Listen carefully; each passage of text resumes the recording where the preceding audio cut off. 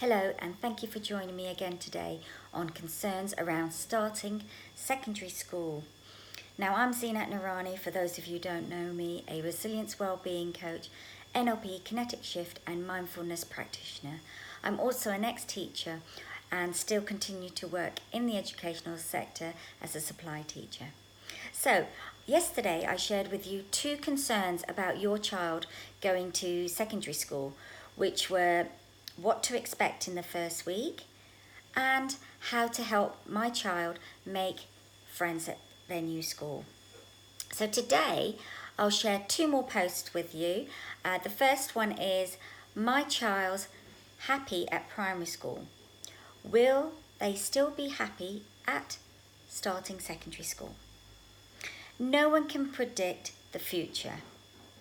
You can only encourage your child to look to the future and to try and help them create the future that they want. That's best for them. Now, moving on to a new school is always difficult, especially in the first few weeks, when they are likely to miss their familiar routines, their favourite teachers and friends, who they have gone off as well to different schools. But there are lots of exciting new opportunities at secondary school just waiting for them, and they will settle in before you know it. Children can be so resilient, and as a parent, it is just assuring them of the possible great opportunities which are available to them, the things that they can do and move on to. Now, the second one is, how will my child cope with pressures of doing well? So, again, it is essential for your child to understand the importance of working to their own potential. That is the key. That they have, they have better strengths in some areas than others. But that is not to say that they can't achieve in what they are not great in. So that constant encouragement. Now, as a parent, you play the key role in this, as your child will often try to live up to what they believe their parents' expectations are, or competing against others. If aspirations are unrealistic, children may feel like they have failed. It is so important to take the word failure and rephrase it as a learning session. What can be done differently? Well, what I have learned from this and also working in the educational sector is that there are lots of ways you can look at the word fail using acronyms such as first attempt in learning, flawless ascending in life, forever acquiring important lessons, first action in learning.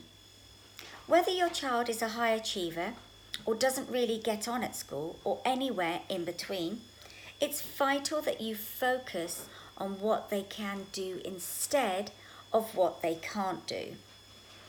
Rather than adding to the pressures to succeed, build your child's self-esteem by offering them praise when they have done well and avoiding that criticism when they haven't quite reached the level you thought they should. Now, I'm sure you have heard of SMART goals. Well, it may help to set SMART goals for them: specific, measurable, agreed upon, realistic, time-based.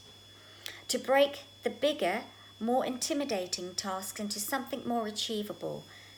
Let this process of SMART goals become part of your child's routine in order to achieve success. Here is an example where SMART goal can be used.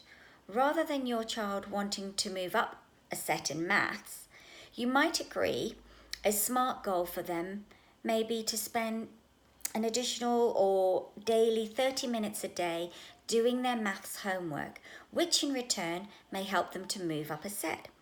The smaller steps to the end goal is much more achievable and much more motivating for that child. Now, join me tomorrow for 2 more areas which could be a concern for you as parents, and I'll be sharing that. Thank you.